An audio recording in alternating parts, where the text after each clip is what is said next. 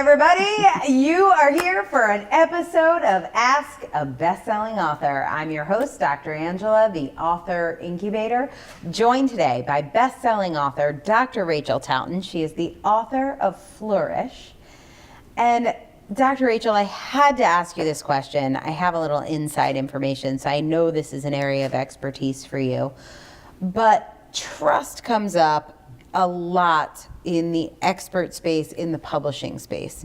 People tell me all the time they don't know who to trust. They made an investment. They didn't get what the person promised. They don't like their publisher. They don't like their editor. That it's such an important thing. So how do you know who to trust when you're choosing a coach or a mentor or an expert to help you with? Or a husband or a sister or a brother. Is it the same then? Yes, it's the same. It's the same. The level of intimacy is different, but you know the constructs are very, very similar. I was really fortunate. You immediately touched my heart, and so I'll share with you the construct of what trust is. But immediately I knew that you were benevolent, and so that's the first area of trust that's really important. So would you put my well-being above your own? Would you do that? And I immediately felt that you would, right? So that's number one. Number two is, do you have a level of integrity that aligns with my own? Not just, we assume that for perhaps priests have a level of integrity. Well, some of them do, and some of them don't. So it's really important to think about, not only do you have high integrity, but do you have a level of integrity and values that are aligned with my own. And then finally, competence. Do you know what the heck you're doing? Right? You're benevolent. I may let you watch my children. I don't have any, but you know what I mean? I'd let you watch my house, but I wouldn't let you do my taxes. Because are you competent in the area in which you're selling your services or providing services? So, I may trust you to do my taxes, but not trust you to watch my kids. And so it's really important for mentors, as you mentioned, mentors and coaches, that you have at least some level of all three. Competence needs to be close to 100. Table stakes, yeah. Absolutely. That needs to be close to 100.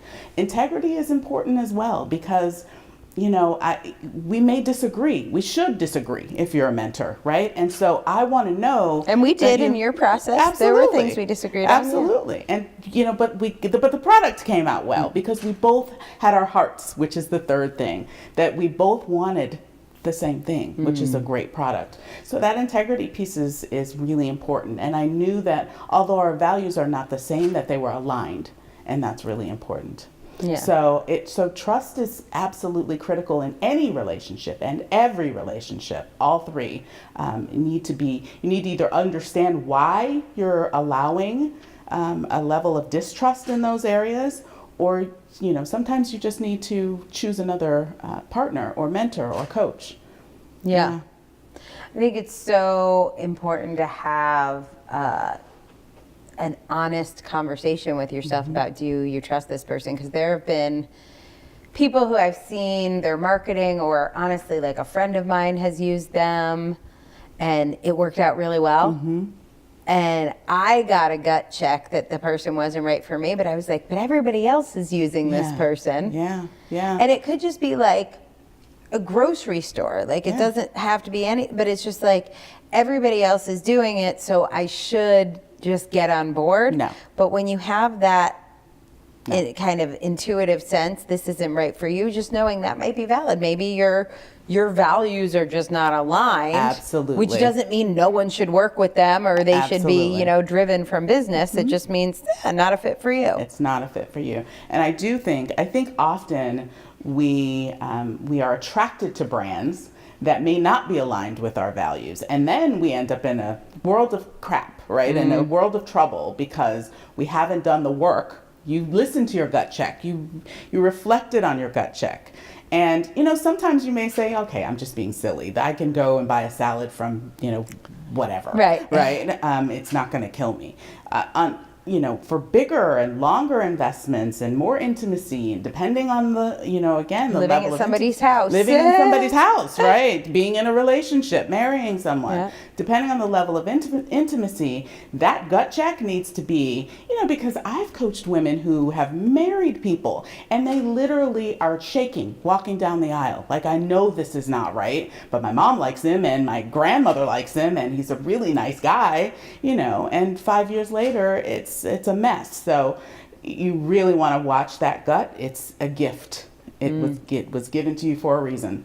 Love it. So can you trust your gut to share this video with someone? Is there one person who this message would help? If so, click that share button and spread this message in a way that helps other people. And whether you share it or not, I hope you will join us again for another episode of Ask a Best-Selling Author.